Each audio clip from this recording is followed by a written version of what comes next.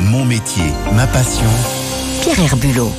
Aiguisez vos couteaux, c'est l'heure de Mon métier, ma passion. Ce soir, c'est Passion Côte de Bœuf. Bonsoir à vous, Pierre Herbulot. Bonsoir à tous. Et on part donc à la boucherie. Ça tombe bien, puisqu'en ce moment, c'est le salon du barbecue qui se tient à la porte de la Villette jusqu'à dimanche soir au nord de Paris.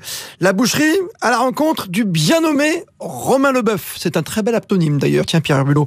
Meilleur ouvrier de France, Romain Leboeuf, dans le 15e arrondissement de Paris. Oui, et je le retrouve dans sa boutique, devant sa vitrine, particulièrement bien rangée. D'un côté les volailles, de l'autre le cochon, ici le veau et le bœuf. Les morceaux sont même triés par type de cuisson, à rôtir, à mijoter ou même à saisir. Comme cette côte de bœuf magnifique qui vous donne une idée du talent de Romain, une côte épluchée, comme il dit. On appelle ça le parage, parce qu'on a laissé le gras, mais tous les nerfs sont enlevés. On peut le voir sur le côté, en fait, il y a des ficelles, parce qu'on la bride. C'est-à-dire qu'on ouvre, on sépare les muscles, on épluche les nerfs, et on va la refermer pour qu'à la cuisson, on ne bouge pas.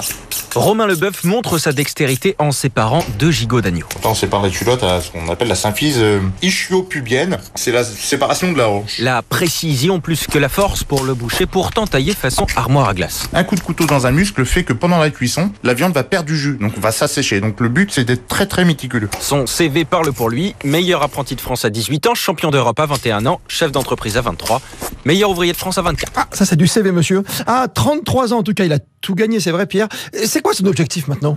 Défendre, ou plutôt expliquer, faire comprendre son métier, très critiqué, mais qu'il aime par-dessus tout.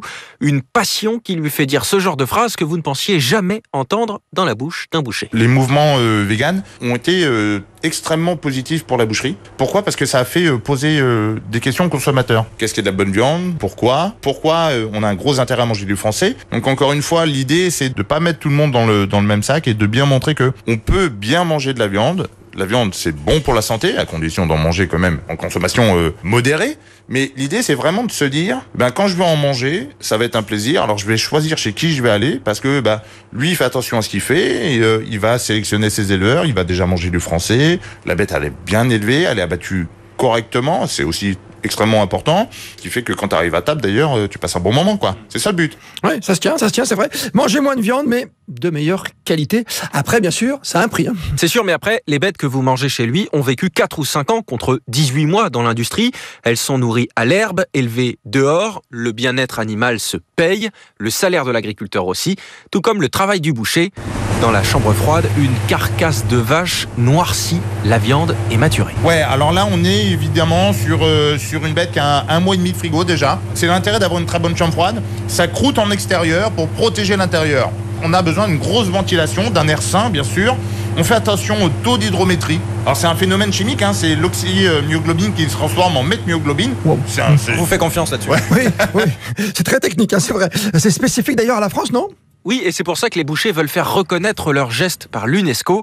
La technique française est si réputée que Romain est régulièrement appelé à l'étranger pour faire des démonstrations. En Grèce, j'ai été accueilli, pas comme une rockstar quand même, faut pas exagérer, mais quand ils te regardent faire un roast beef, les mecs, ils sortent le téléphone, ils filment, ils disent « Ah ouais, mais c'est comme ça qu'on fait !» La grosse particularité que nous avons, pour simplifier un petit peu, c'est qu'en fait, le détail de notre viande est extrêmement complexifié quelque part. Dans nos carcasses, on va aller chercher chaque muscle et on va tirer parti de chaque muscle. On prend l'exemple des États-Unis. Leur carcasse est entièrement coupée avec os quasiment. Il n'y a aucun travail technique. Vous regardez comment ils le font cuire, c'est confit au barbecue. Nous, on a quoi ? On a nos sautés, on a nos braisés, on a des rôtis, on a des confits. Là, on comprend l'art de la boucherie.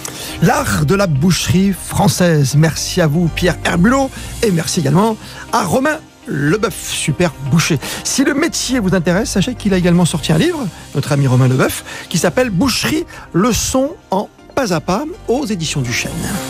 En France, l'U2P fédère l'ensemble des artisans, commerçants et professionnels libéraux. Retrouvez ces entreprises qui sont au cœur de la croissance et de l'emploi sur u2p-france.fr.